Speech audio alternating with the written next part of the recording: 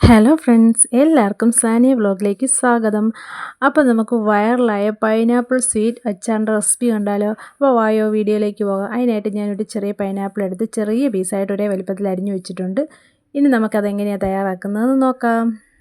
അതിനായിട്ട് ഞാനൊരു കടായി വെച്ച് കൊടുത്തിട്ട് അതിലേക്ക് നല്ലെണ്ണ ഒഴിച്ച് കൊടുക്കുന്നുണ്ട്. നല്ലെണ്ണയ്ക്കകത്ത് അച്ചാറിട്ട മാസങ്ങളോളം അച്ചാർ കേടാകാതിരിക്കും. അപ്പോൾ നമ്മൾ അച്ചാറിടുമ്പോൾ മാക്സിമം നല്ലെണ്ണ ഉപയോഗിക്കാൻ ശ്രമിക്കുക.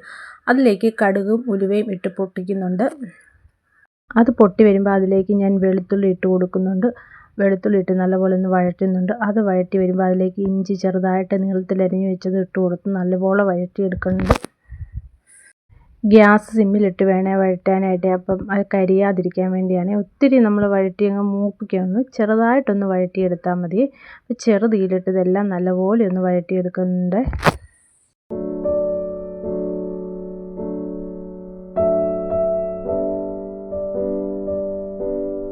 അതിലേക്ക് കുറച്ച് കരിയാപ്പിലയും കൂടെ ചേർത്ത് കൊടുക്കുന്നുണ്ട്.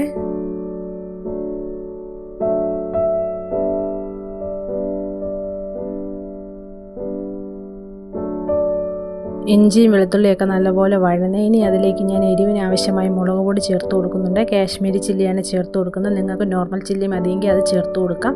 അപ്പോൾ ഞാനിവിടെ മിക്ക കടകൾക്കും കാശ്മീരി ചില്ലി അച്ചാറിടാനൊക്കെ ഉപയോഗിക്കുന്നത്. അപ്പോൾ അത് ആവശ്യത്തിന് ഞാൻ ചേർത്ത് കൊടുക്കുന്നുണ്ട്. അപ്പോൾ പൊടിയുടെ പച്ച മണമൊക്കെ മാറുന്ന വരെ നല്ലപോലെ ഒന്ന് ഇളക്കുന്നുണ്ട്.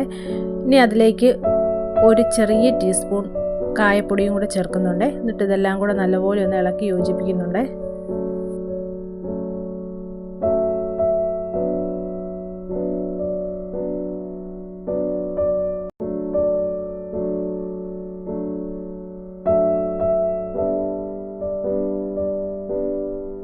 ഇനി നമുക്ക് ആവശ്യത്തിന് വിനാഗിരിയും കൂടെ ചേർത്ത് കൊടുക്കാം. ഞാൻ ആവശ്യത്തിനുള്ള വിനാഗിരി ഒഴിച്ച് കൊടുക്കുന്നുണ്ട്. ഇനി അതിലേക്ക് ഉപ്പും കൂടെ ആവശ്യത്തിന് ഇട്ട് കൊടുക്കാം. ഉപ്പ് ചേർക്കാൻ മറക്കരുത്. ഉപ്പ് ആവശ്യത്തിന് ഇട്ട് കൊടുക്കും.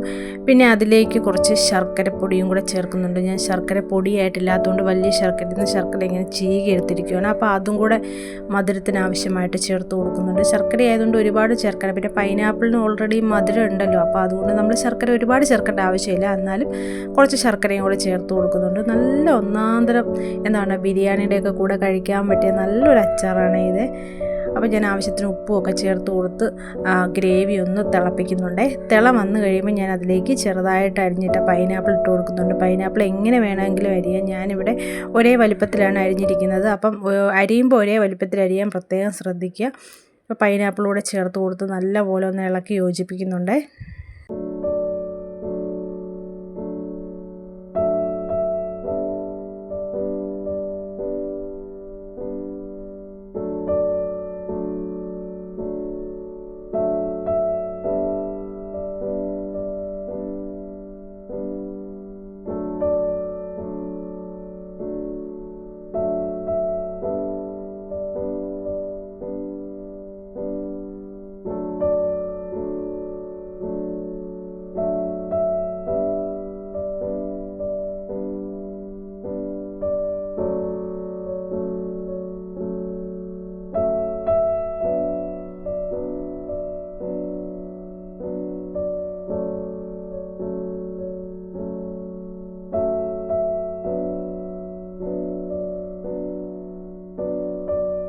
പിന്നെ അച്ചാറൊക്കെ റെഡി ആയിപ്പോൾ കുറച്ചും കൂടെ കറിവേപ്പില അതിലേക്ക് ചേർത്ത് കൊടുക്കുന്നുണ്ട്. അപ്പം നമ്മുടെ വൈറലായിട്ടുള്ള പൈനാപ്പിൾ സ്വീറ്റ് അച്ചാർ റെഡി ആയിട്ടുണ്ട്. കണ്ണൂർ ഭാഗത്തൊക്കെ വളരെ ഫേമസ് ആയിട്ടുള്ളൊരു അച്ചാറാണ്. ഞാൻ ഒരിക്കലും ഒരു കല്യാണത്തിന് പോയപ്പോഴാണ് കൂട്ടി. എല്ലാവരും റെസിപ്പി ഒന്ന് ട്രൈ ചെയ്ത് നോക്കുക. ഇഷ്ടപ്പെട്ട ലൈക്ക് ചെയ്യാൻ മറക്കല്ലേ.